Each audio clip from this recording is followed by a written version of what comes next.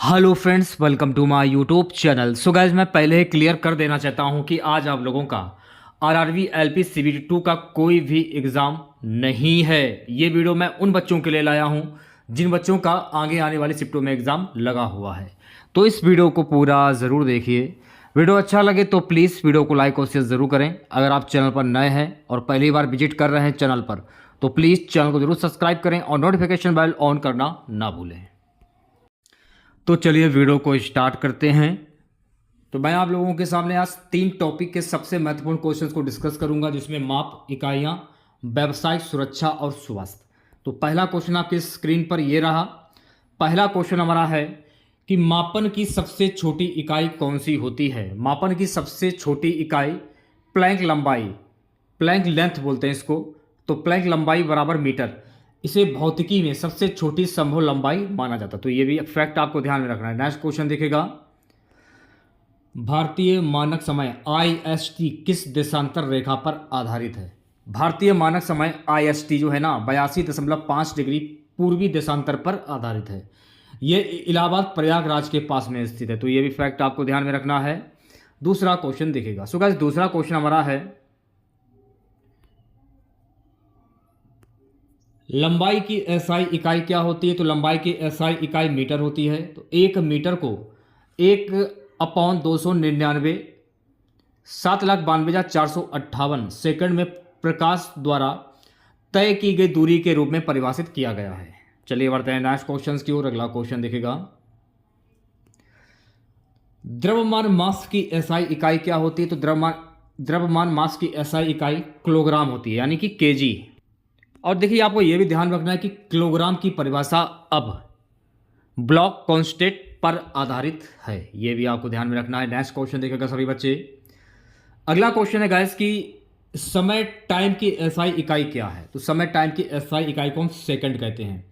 और आपको यह भी ध्यान में रखना है कि एक सेकंड को सीजियम 133 परमाणु की 9,192 और 6,31,770 कंपन चक्रों पर आधारित किया गया है। तो ये भी आपको ध्यान में रखना है। सो गाइस, अगला क्वेश्चन देखेगा, विद्युत धारा इलेक्ट्रिक करंट की SI इकाई क्या है। तो विद्युत धारा इलेक्ट्रिक करंट की SI इकाई को हम एम्पियर कहते हैं। क्या कहते हैं? एम्पियर कहते हैं। अब देखिए, आपको ये भी ध्यान में रखना है कि इसे फ्रांसीसी वैज्ञानिक आंद्रे मारिए एम्पियर के नाम पर जो है वो रखा गया है। नेक्स्ट क्वेश्चन देखेगा सभी बच्चे। अगला क्वेश्चन क्या है कि थर्मोडायनामिक तापमान की SI इकाई क्या है। तो थर्मोडायनामिक तापमान की SI इकाई है केल्विन। केल्विन को पूर्ण शून्य, एब्सोल्युटली जीरो कहा जाता है, जहां कोई परमाणु गति नहीं होती। चलिए बढ़ते हैं नेक्स्ट क्वेश्चन की ओर। अगला क्वेश्चन देखेगा सभी बच्चे, प्रकाश की तीव्रता की SI इकाई क्या होती है। अगर आपसे ये पूछा जाए तो प्रकाश की तीव्रता की SI इकाई कैंडेला होती है। ये मोमबत्ती के प्रकाश की तीव्रता के बराबर होती है। ये भी आपको ध्यान में रखना है। नेक्स्ट क्वेश्चन देखेगा। सो गाइस, अगला क्वेश्चन हमारा रहेगा कि पदार्थ की मात्रा की SI इकाई को क्या कहते हैं। पदार्थ की मात्रा की SI इकाई को हम मोल कहते हैं।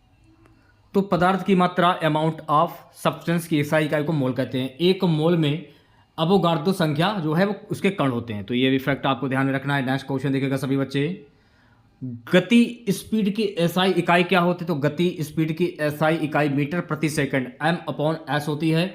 ध्वनि की गति हवा में लगभग 343 M/s होती है। तो ये सारे फैक्ट जो मैं आपको बताएं, इन फैक्ट को एक बार जरूर देखेगा आप लोग। अगला क्वेश्चन देखेगा, बल फोर्स की SI इकाई क्या है। तो बल फोर्स की SI इकाई को न्यूटन कहते हैं। 1 न्यूटन बराबर 1 kg M/s²। इसे सर आइजैक न्यूटन के नाम पर रखा गया है। अगला क्वेश्चन देखेगा सभी बच्चे। सो गाइस, अगला क्वेश्चन हमारा रहेगा, ऊर्जा एनर्जी की SI इकाई क्या है। तो ऊर्जा एनर्जी की SI इकाई को जूल कहते हैं, यानी जूल। 1 जूल बराबर 1 न्यूटन मीटर। इसे जेम्स प्रेस्कॉट जूल के नाम पर रखा गया है। ये भी आपको ध्यान में रखना है। नेक्स्ट क्वेश्चन देखेगा, कार्य वर्ग की SI इकाई क्या होती है। तो कार्य वर्ग की SI इकाई जूल होती है।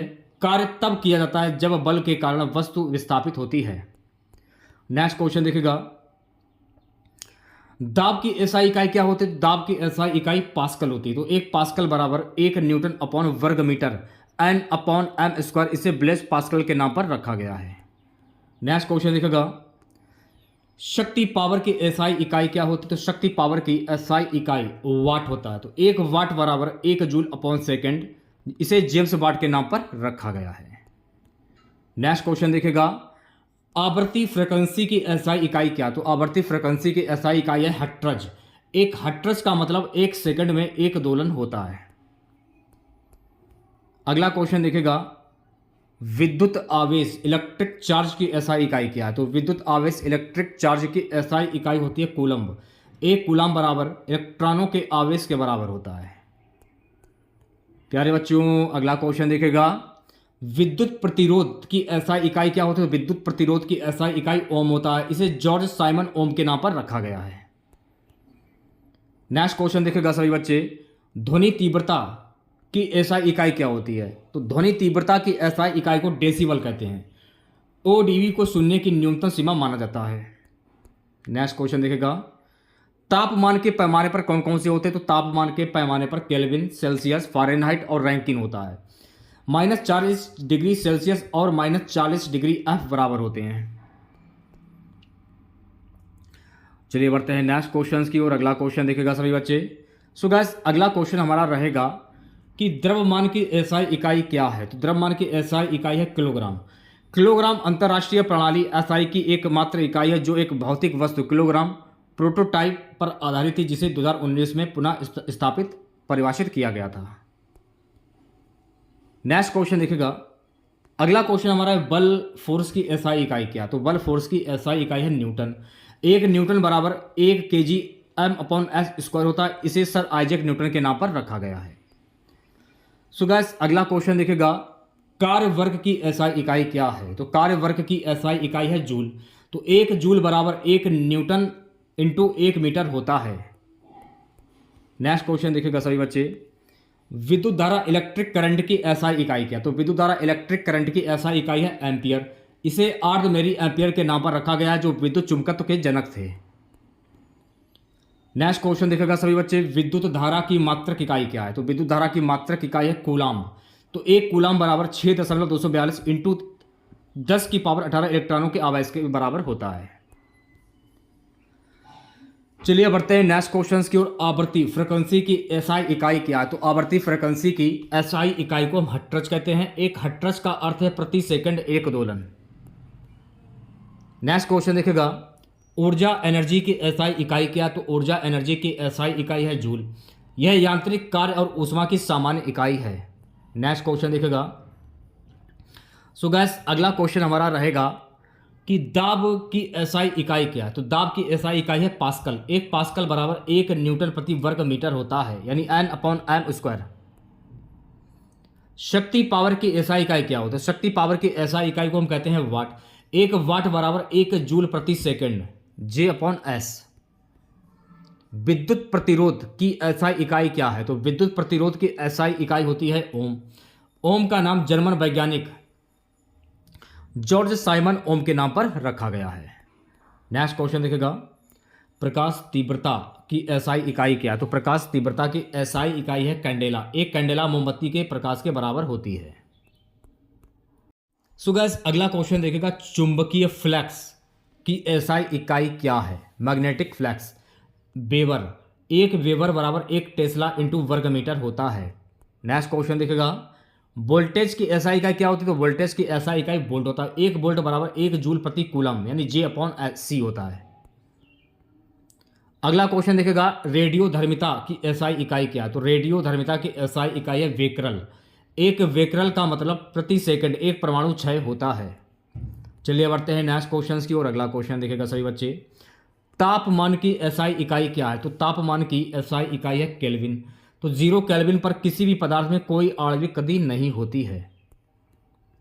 अगला क्वेश्चन देखिएगा सभी बच्चे, प्यारे बच्चों, अगला क्वेश्चन हमारा रहेगा, व्यावसायिक सुरक्षा और स्वास्थ्य OSH का मुख्य उद्देश्य क्या है?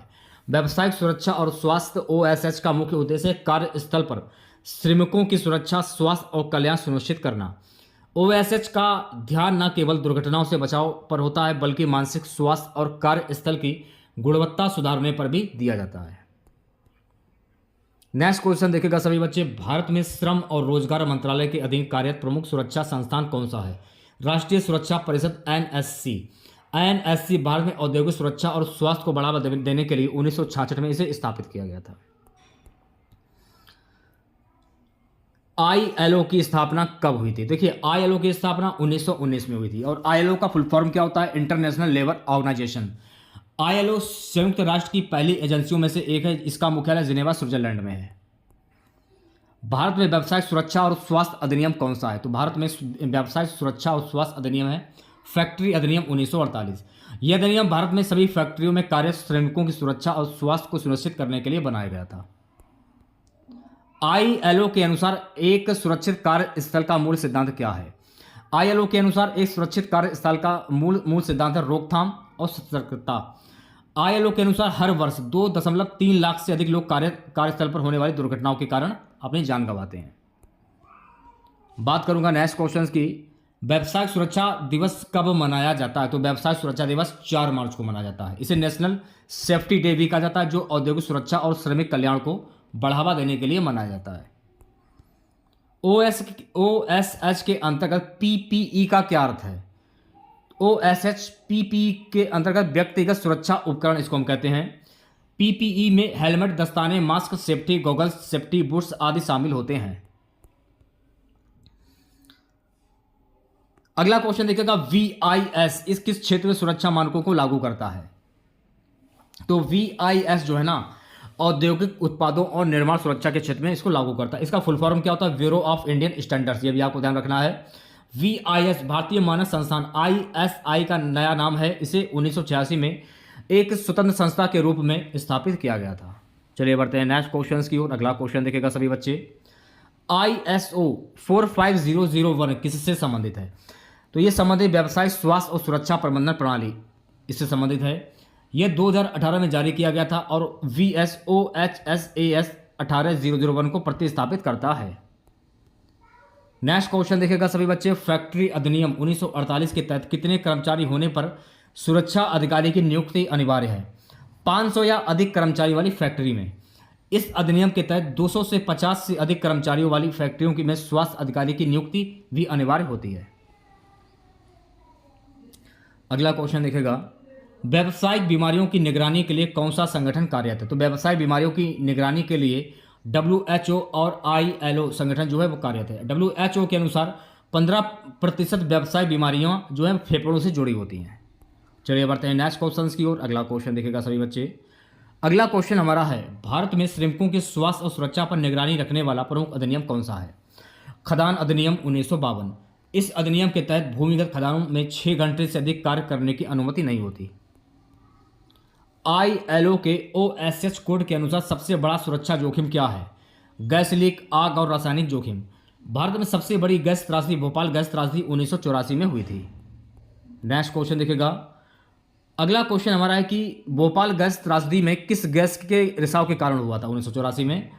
तो इसका ये गैस थी मिथाइल आइसोसाइनाइड, इसको MIC कहते हैं। इस दुर्घटना में 15,000 से अधिक लोगों ने अपनी जान गंवाई थी। राष्ट्रीय सुरक्षा दिवस कब माना जाता है? तो राष्ट्रीय सुरक्षा दिवस 4 मार्च को माना जाता है। इस दिन राष्ट्रीय सुरक्षा सप्ताह का भी शुरुआत होती है। MSDS का पूरा नाम क्या है? Material safety data sheet. यह खतरनाक रसायनों की सुरक्षा जानकारी प्रदान करने वाला दस्तावेज होता है।